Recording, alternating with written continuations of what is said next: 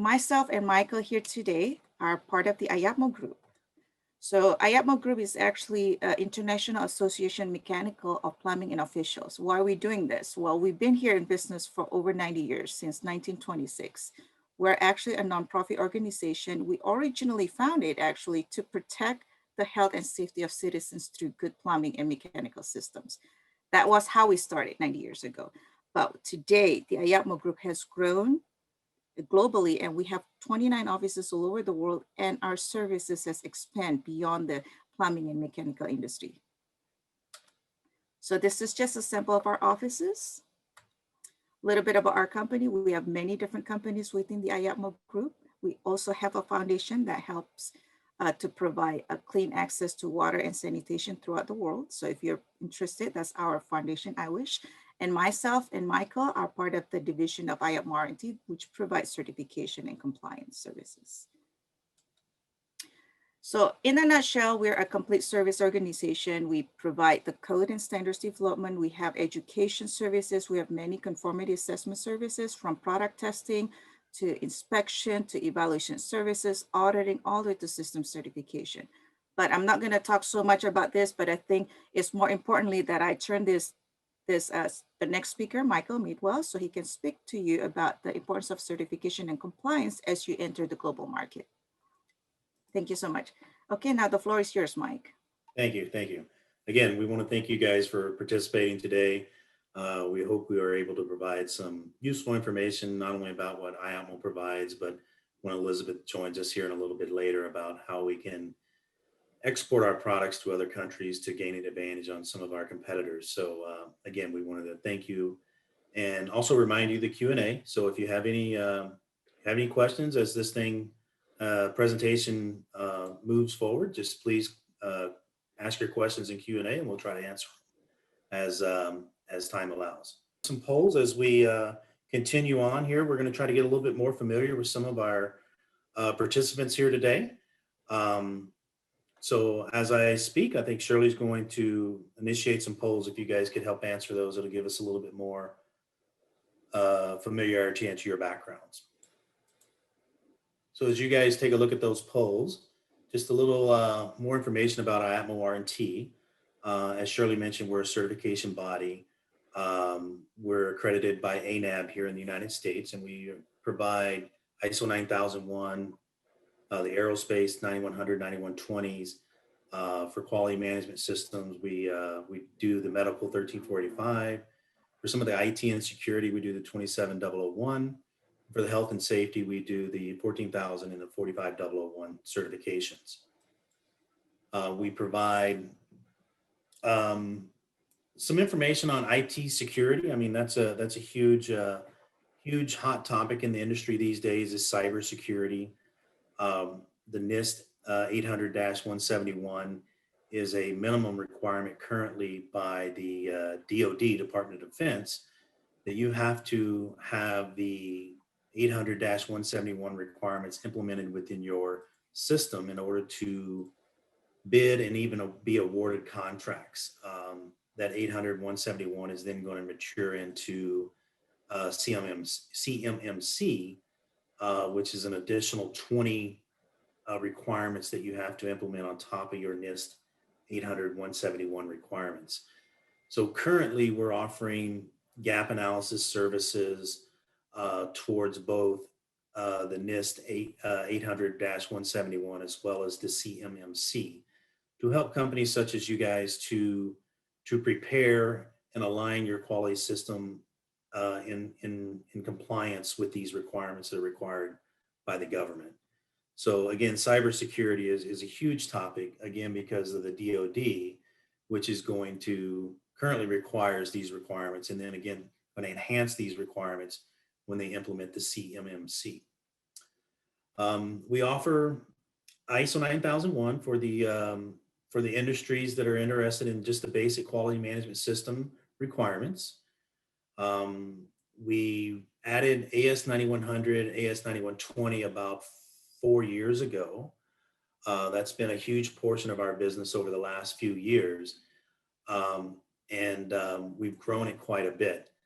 So we offer both services for manufacturing, which is the 9100, and distribution companies, which is the 9120. All of these requirements are a huge benefit for you guys as far as making it more competitive for you. A lot of your companies and competitors are currently certified to a lot of these different standards. And IAPMO is able to provide those services to you guys to help you, again, become more competitive in the market. So Shirley, do you have the responses to the polls? Let me share the results. So yeah, a lot of you guys are ISO certified. Majority of you guys are AS9100 certified. The ITAR requirements, again, goes hand in hand with the AS9100. ITAR is going to be something that Elizabeth will speak on as well. If you're going to export products out of the United States, again, the government requires you to be ITAR registered, ITAR compliant. And so just to ensure that we're not breaking any exporting laws and compliance with the ITAR requirements. Cybersecurity, it looks like about half of us are familiar with the cybersecurity requirements. Again, the NIST 800 is something that we should be in compliance with currently. And with the expansion of CMMC, we'll need to be in compliance with these 20 additional controls over the next few years that are currently being developed by the cybersecurity community. Okay, again, I appreciate your time. At this time, I'm going to hand it off to Elizabeth, so she'll give us some good information on the exporting. Hi, everyone. I'm Elizabeth Glynn with EMG Global Business Solutions, also exporting strategies. And I'm going to be talking to you about the benefits of exporting. So my first question to you is, what does your company export?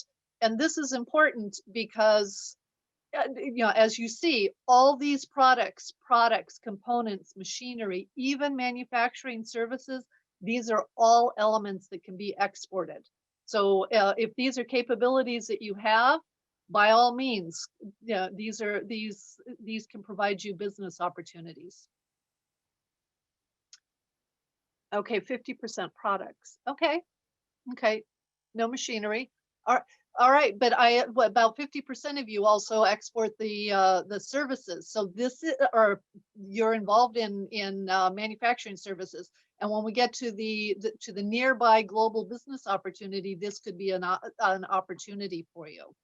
Okay, basically the agenda is going to be why export. I'm going to provide you some statistics just so you know, to get you excited. I see that a lot of you are not exporting. If you're new to exporting, the market that we're going to talk about this afternoon is a great first step for you. I'm going to talk about some elements to consider, and then we'll talk about the nearby Baja Aerospace opportunity. Okay, so basically, please think of exporting. It is a growth opportunity. Okay, and I recently attended an event hosted by HSBC, which is a rather large global bank. And it was interesting because they projected $94 trillion worth of global investments in infrastructure development between now and 2040. Where, I realize that COVID has impacted a lot of business, but key is identifying where the opportunities are, because there are significant markets that are moving forward. Okay. And what I want to leave you with is the world is open for business. There is you ultimately could be exporting to any part of the world. Okay. It's not restricted. And the reason this is important is because the US, we represent about 5% of the world's market. So if you're not thinking about exporting beyond the US, you're really not tapping into real opportunity. And interestingly enough, it's estimated that less than 5% of our companies export. So, and since there's a good number of you that are new to export, easy markets to get into, relatively easy markets, would be Mexico and Canada, and definitely Mexico, which I'll be talking about. Keep in mind that the Made in USA label and quality are very highly regarded throughout the world. And those of you that have operations here in California, believe it or not, that actually is demand for services. It's just a matter of finding out where the opportunities are. This is just some statistics. This is based on 2019. 2020 was a little bit lower, but what I wanted to highlight is that at the top here, total California exports in 2019 represented about $174 billion, okay, which was 10.5% of everything that was exported out of the US. And then interestingly enough, about 89% is exported to a handful of countries, or 25. For the state of California, our top 3 markets are Mexico, Canada, and China. And you'll see there's quite a few others. But those 3 are, well, definitely Mexico and Canada are tremendous opportunities for you right now. You've all heard of the new US Mexico-Canada trade agreement that replaces the NAFTA, the North American Free Trade Agreement. It became effective July 1st, and it actually liberalizes some of the opportunities that you'll have into the future. Also, you could consider shipping into the what's called the European Union. It's a single internal block, which actually for American companies makes it easier. And then there are also what we call bilateral free trade agreements, of which the US has 14 of them, representing about 20 countries. And this is important because these are countries that want to do business with us, and typically there will be either reduced duties or no duties, which are things that we have to be aware of, because as the buyers are, it's not only paying the price of your product, but it's the duties of transportation and all the other charges. So that comes into play. Just to give you an idea, this is just a minor sampling of all the different types of things that can be exported. So measuring and control instruments, all sorts of electronics, chemicals, major export. Of course, medical equipment and devices, all sorts of food products, food processing, agricultural machinery, aircraft, including parts and engines, automobiles, transportation equipment, and a separate category here are the miscellaneous manufactured commodities, of which you will be involved in that. But this is only a tiny portion of all that's exported. My question to you is, what can your company export? I asked what products you're involved in. These are all products that you can and should be considering as potential exports to increase business. And as far as what does it succeed in expanding in global markets, I will tell you, I come originally from a global transportation background, and I was recruited by 2 owners with about a 20-person company under $10 million. And I've worked with the small company. I've also worked for a $4 billion defense unit. And I'm here to tell you that it's capability, not size or how much you have, that provides a competitive advantage. What you want to do is understand what your advantages are and then leverage them. And you can do that in spite of the fact that you're smaller companies. Things that help you, why you would want to even consider exporting. Notice number 1, if you want to increase your manufacturing production, you increase your global sales, then your production capacity is going to be able to expand. Obviously, diversifying market risk. If you're selling to 4 or 5 different markets, they're not all going to be flat at the same time. So that becomes an opportunity. We know that export companies tend to be more innovative because they as they gain more expertise, they're more adept. So they're more responsive to the changing market, and they become very resilient competitors. And my last bullet there at the bottom is that we do know statistically that companies that export weather downturns more easily. So that's another benefit for you. 3 reasons to export. It's customers, sale, and profit. And that's the motivation for you to export. A lot of companies do not export because they think it's too complicated or it's risky. It can be risky, especially if you do it on an ad hoc basis. Most companies do not know how to move forward.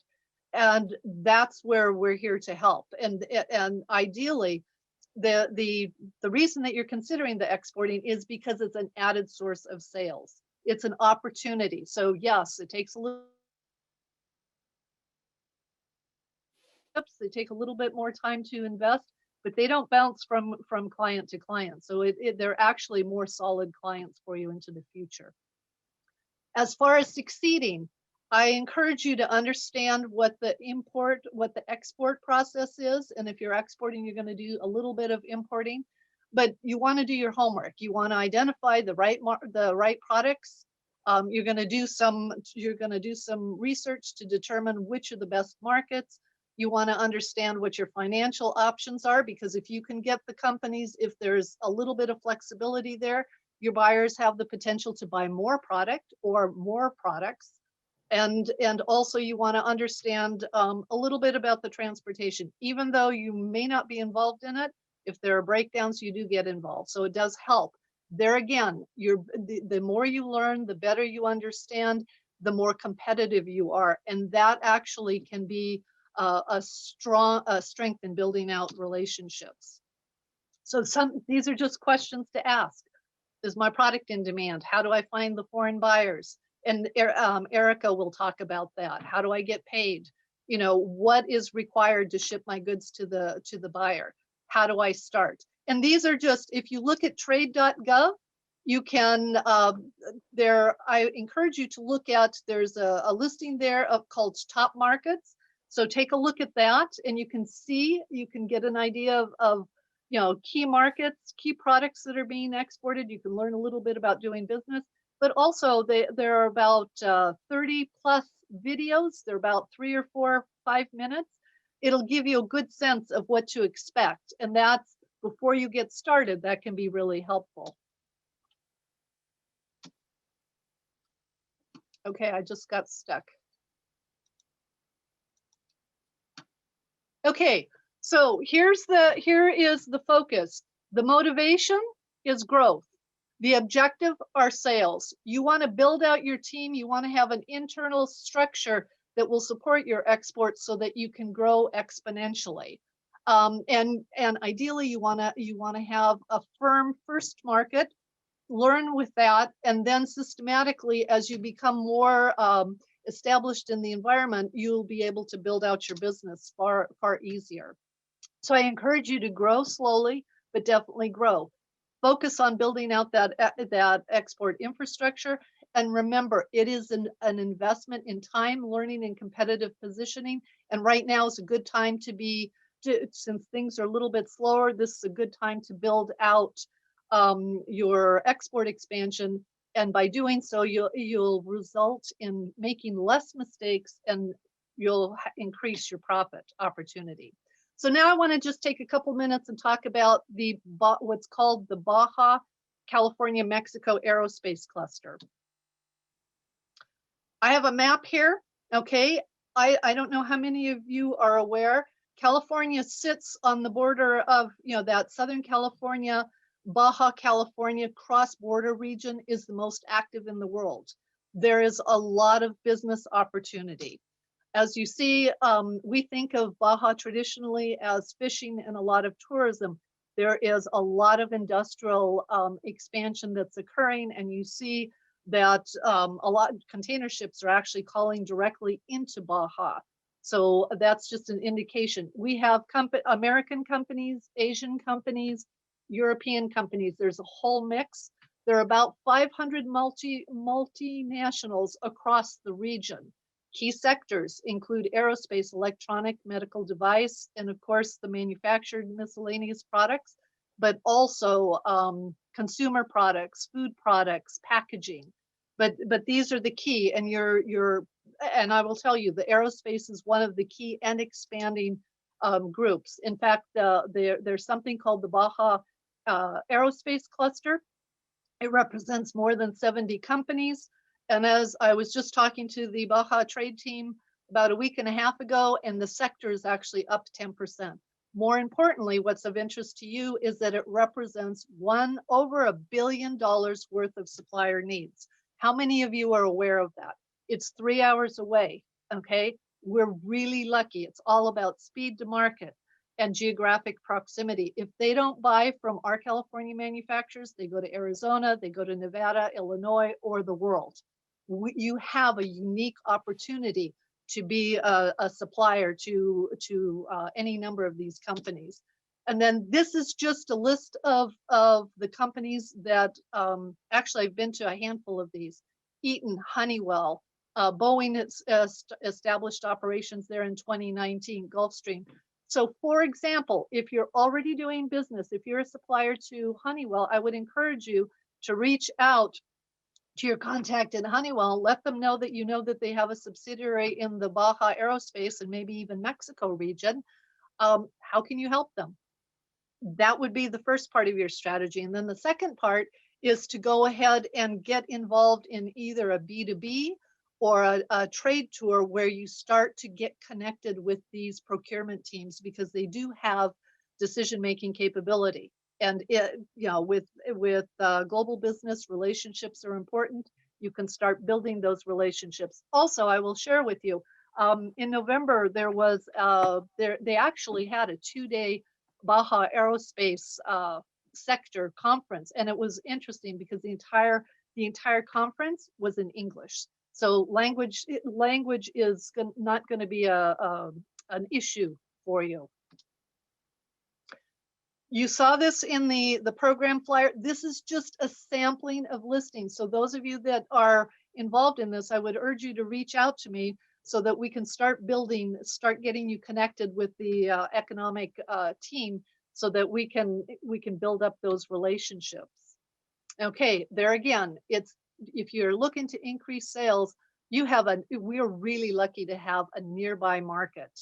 Okay, I am Elizabeth Glenn, Global Business Solutions, but also Export Strategy. And I just want to highlight, I know you have a lot of questions. We can help you with the solutions. Thank you, and let me turn it over to Erica. Actually, I think we have one other poll. So Shirley, you want to share that poll? Fantastic. Good afternoon, and thank you, Shirley. May we go ahead and start with a couple of poll questions that would help me as I present to you on the next information? Sure.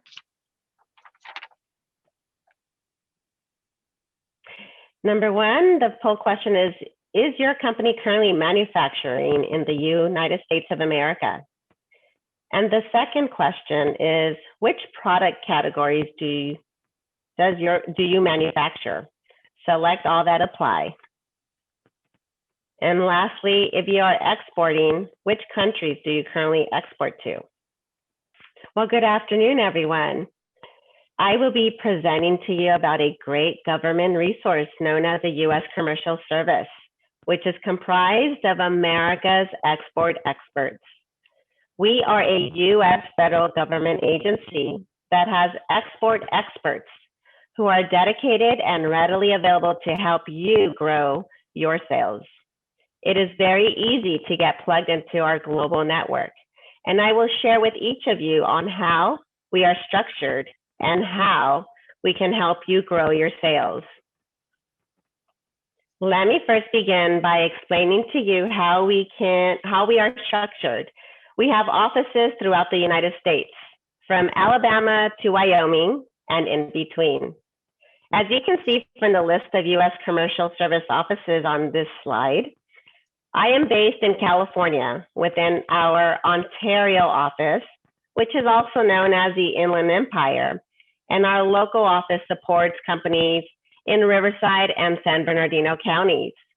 However, if you're not located within the Inland Empire and you happen to be in Alabama or somewhere else in California, I'd be happy to introduce you to your local office as well.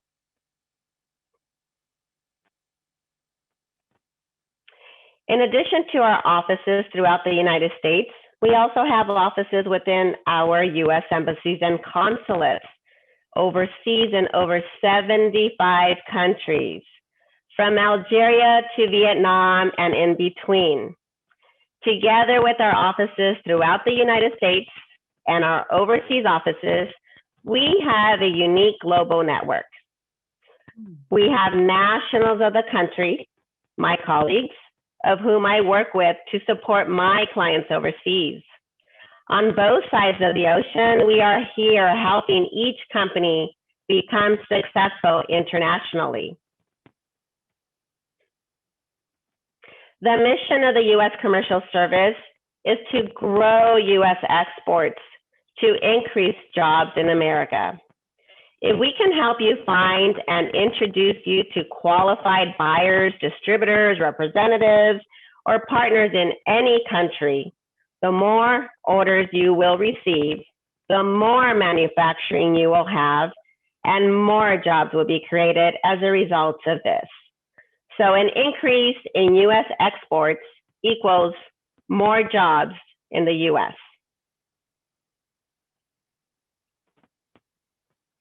We help companies compete and win abroad and help you gain worldwide recognition. The U.S. government will open doors that no one else can in overseas markets around the world, also providing you with on-the-ground knowledge and connections. One of my clients recently shared with me and said, Erica, there is no way that I could be doing what I am doing internationally if it weren't for the support that I am receiving from the U.S. Commercial Service, especially during these tough times. Another client of mine has indicated that without our support, they would not have been able to confidently navigate the markets and regulations to pursue and engage in these relationships. We have helped my client increase the export sales by 34% and have hired more than a dozen of employees. In a nutshell, and how I like to describe the agency I work for, view the U.S. Commercial Service as an extension of your international marketing department. And if you don't have one, then allow us to be it for you. We are a great source of information. We can provide you with market intelligence information, share with you the top best countries to export your product, and because of our unique global network, we can introduce you to qualified international distributors who are interested in representing your products. If your shipment gets flagged by customs, we can find out the reasons why it was held up and facilitate the process to make sure your shipment is released to its final destination. We can provide guidance on export regulations, export documentation, export duties for each country. We can also provide guidance on background checks of international companies, and the list goes on and on. I want to hear from you about any barriers or challenges you may be having so I may be able to help you support your export needs abroad and help you find qualified buyers for your products. I'm going to the next slide. Here we go. Okay, on this slide, you will see two tables of statistics for selected U.S. metalworking product exports that include industrial valves, metal fasteners, fluid power valves and fittings, springs, and iron foundry products. The table that appears on the top of the slide is organized by the products I just mentioned, and the table on the bottom of the slide provides a list of the top leading export markets. Now, how we retrieve this data is by your Harmonized Schedule B number. According to your Harmonized Schedule B number, that number universally identifies your product. And based with that HS code, Census is able to track where that product gets exported. In addition, that HS code, you can identify what the import duties are in that respective country. So let's go into this data information. On the top data, the top table, the yellow row, industrial valves. Industrial valves have a widespread application and greater added value, and they average $9 billion in exports throughout the 5-year average of 2015 to 2019. The next row for metal fasteners were the second largest product category, averaging $4.5 billion annually. Now, prior to 2020 and COVID, all product categories showed annual growth from 2016 to 2019, ranging from 7.7% per year for fluid power valves and fittings to 0.9% for iron foundry products. And of course, in 2020, all categories showed a double-digit decline. In reference to the bottom table on the slide, you will see that in almost all categories, the top 5 U.S. export markets are, by a wide margin, Canada and Mexico, followed by China, Germany, and the United Kingdom. We at U.S. Commercial Service work with many of our partners in our region to accomplish our mission. If we don't have the right solution to assist our client, the local exporter, we engage the private sector, including organizations like IAPMO, who is hosting our webinar today, and EMG. Both IAPMO and EMG, as well as other private sector service providers, are represented on the Inland Empire District Export Council, which is an organization of private sector international trade professionals. This organization is another valuable resource to local companies who need export guidance.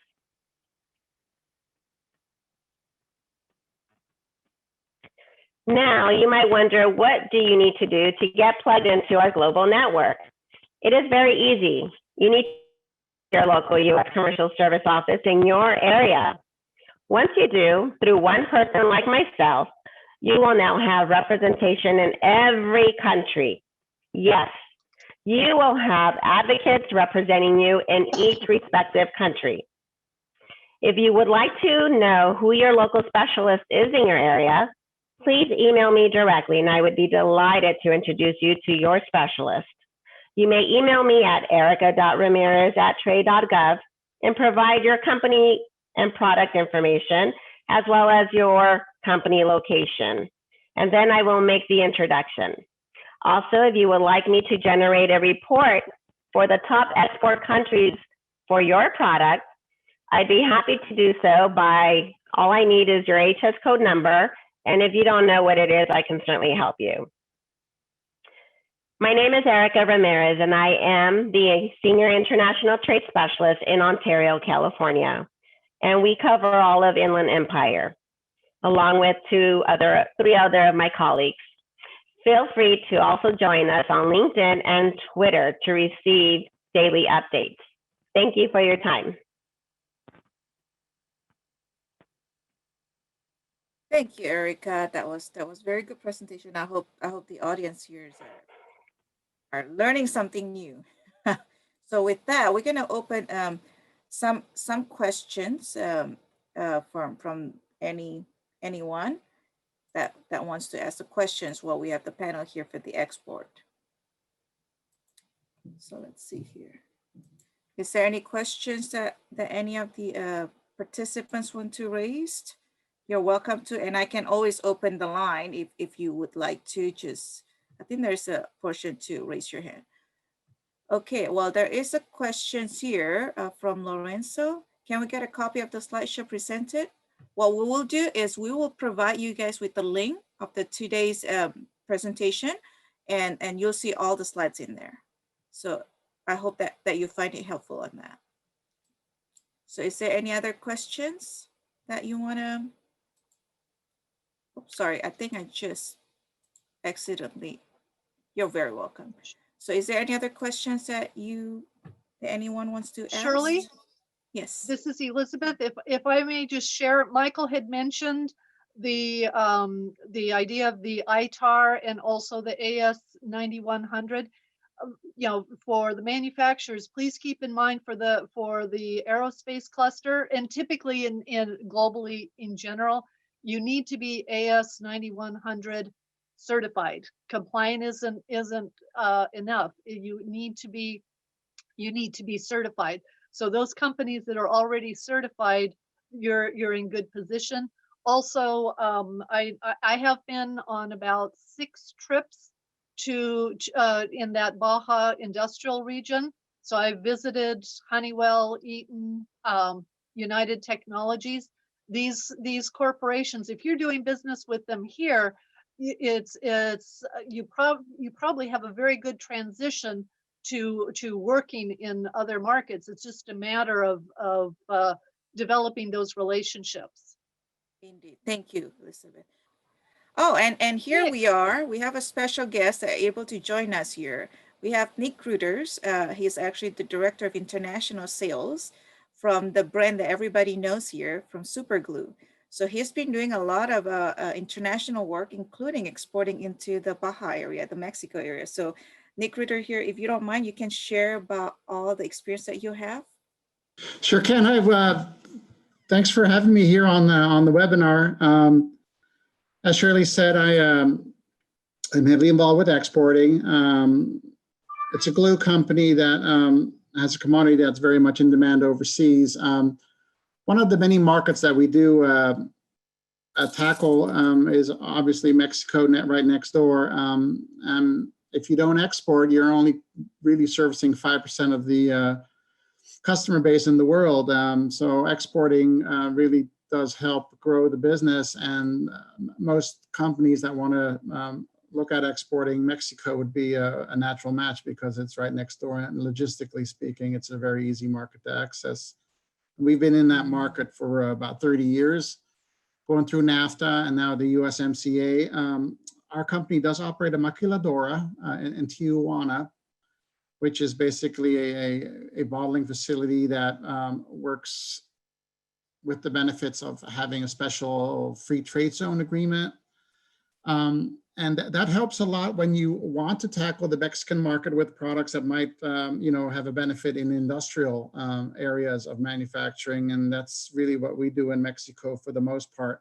It's not so much the consumer side, but the industrial side, because there's just a lot of manufacturing taking place in the zona fronteriza, basically the border zone.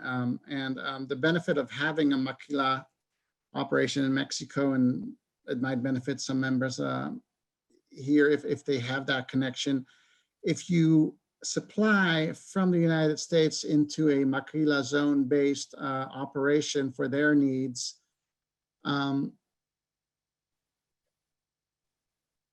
you can sell it direct out of the US, but if you are manufacturing inside a maquila and you're selling to a maquila, the product doesn't have to go back to the United States first. And like I said, we have a bottling facility there. If we were to sell into Mexico and it goes to an entity that is not a maquila, we have to re-import the product back into the US for it to go to a Mexican customer. But if you are dealing with a maquila type operation, you happen to be involved with a maquila for your own production, you can actually sell from one maquila to another maquila without having the product re-enter the United States first. So I'm sharing that as a benefit for anybody that might have that scenario take place. Like I said, Mexico is a good market. There's a lot of demand for a multitude of products. Aerospace is growing big time in Mexico.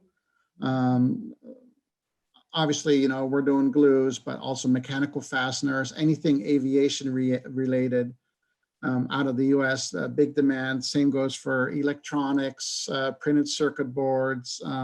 There's just a lot of that kind of activity that's taking place on the border where US products are very much in demand and a lot of times actually spec'd in. So these companies would go to American parts suppliers because the parts that they need are specified for the build. So it's a good benefit to have, and it's again an easy market to access, especially when you're dealing with chemicals like our glue company, where there's lots of rules and regulations on transportation because you might be dealing with a solvent-based product or something that has shipping limitations. With Mexico, it's all ground freight, so it's easy.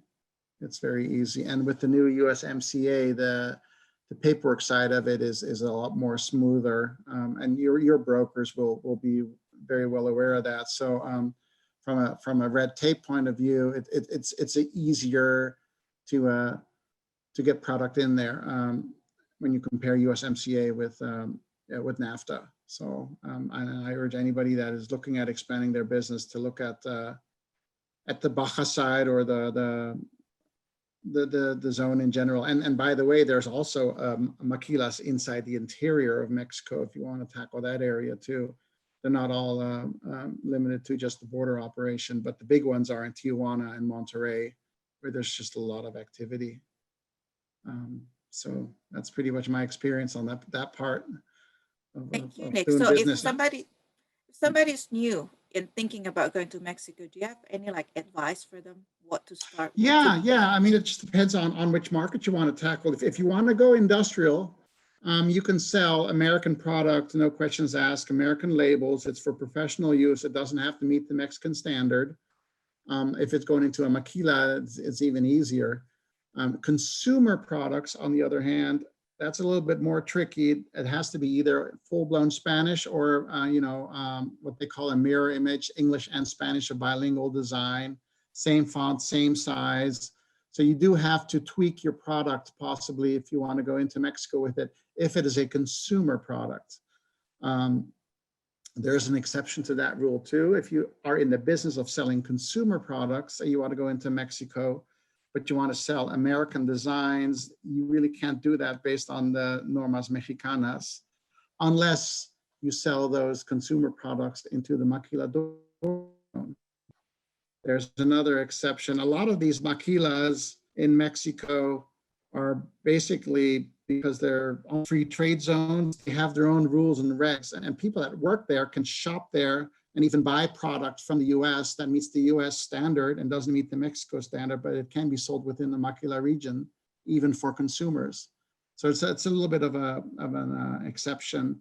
But in general, when you want to go into Mexico with consumer products, they have to meet the Mexican standard.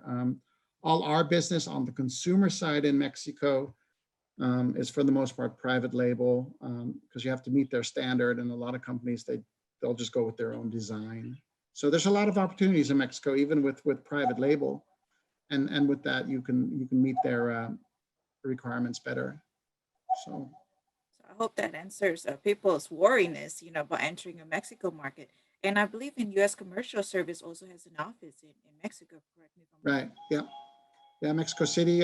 We've dealt with the U.S. Commercial Service in Mexico on a few different areas that we needed help on. One is, if you have any doubts about if your products meet the USMCA rules of origin, does the product have enough U.S. content for it to be accepted as a USMCA qualifying product? You can certainly ask for assistance and have it looked at. We've done that. We've had some issues with trademarks where we've got in touch with U.S. Commercial Service and their counterparts in Mexico. We even had an issue once with basically the Mexican tax board. The name escapes me. It's basically their IRS. So there's a couple different things that if you are in a bind or you need just some help before entering that market on USMCA qualification needs, packaging, how to best go into the market, absolutely contact the Department of Commerce for guidance. Mexican companies and consumers in general love American products. I mean, when you buy American, you're buying quality, and they know it. Mexico in general, that's the way I understand it, has kind of pushed back on importing from the Asia region, but that's changing a little bit. But the Mexican consumer is still very cautious. They do want a quality product, but they also look at affordability, so that also comes in play. So yeah, they have to look at that. But people are willing to pay more with something that's from America. In our case, being a glue company, the products have a shelf life. which is they have limitations. So it's almost like selling bananas, and our bananas just don't turn brown very fast. And that's something that people consider too when they buy from the US, is shelf life, as opposed to buying from offshore. They rather buy from near shore, which, you know, we're Southern California based. So it's a very easy market to tackle. Yeah, that's Absolutely. fantastic. Thank you, Nick. I hope Yeah. this will enlighten everybody because we have a lot of a newbie that hasn't done exporting before, and this will open up their horizons a little bit. So I guess you're nearing the 2 o'clock. So any last word maybe from Erica or Elizabeth, that maybe some tips for the participant? And as always, any questions after the webinar, you know where to reach us. Yes. Please don't be shy to reach out to us if you need help with export. I already received an email requesting an introduction to another local office with my colleagues. So I welcome the challenging questions. I encourage you to consider exporting. We are here to help you. We are here on both sides of the ocean together with our partners such as the ATMO and EMG to help you. Elizabeth, do you have any last word from your end? And I'll just encourage you that, remember, we represent 5% of the world's market. There's a whole world out there. As Nick shared, the demand for the quality and the willingness to even pay a premium in some aspects is worth taking note. And there's help. There's lots of help. So please reach out to us. Thank you. And Michael, you got any last word? Just one thing I forgot to mention earlier is all this implementation, whether it be ITAR, whether it be AS certification or exporting controls, all of that takes a financial hit on some of these companies as far as implementing these systems. The state of California has programs out there that will offset the cost of the implementation of certification or registration. So if you're interested in getting information about the state funding programs that are out there to offset the cost of some of this stuff we've talked about, please reach out to Shirley or myself, and we'll give you the ins and outs of the state funding program. And for me, you know, I've been working with all these great people, Nick and all the CDEC. They're all very helpful. They're a great resource for you. And we're trying to do this series of webinar. This is the first that we collaborate with the commercial services as well as the EMG group. And we want to do more. So before you guys leave, if you don't mind, I want to do one last poll. This will help us to set another topic for future webinars that you may be finding helpful. So if you don't mind, I'm going to run the last poll and then we're going to go ahead and close the webinar for today. So if you don't mind, if you can put in your input on that, that'll be very helpful. All right, well, thank you so much for this. This will help us a lot. So we know that there is a lot of question about doing business in Baja. There's some question about GMP, export regulation. So this will frame us for a future webinar, and we sure hope that we can do more of this. You know, we hope that you can join or refer other people that may find this type of webinar very helpful. Well, thank you all the panelists for sharing your thoughts today, and hopefully this will be an opening for a lot of the participants today. Thank you so much and have a wonderful day. Stay safe, everybody. Bye. Thank you. Bye. Thanks. Bye.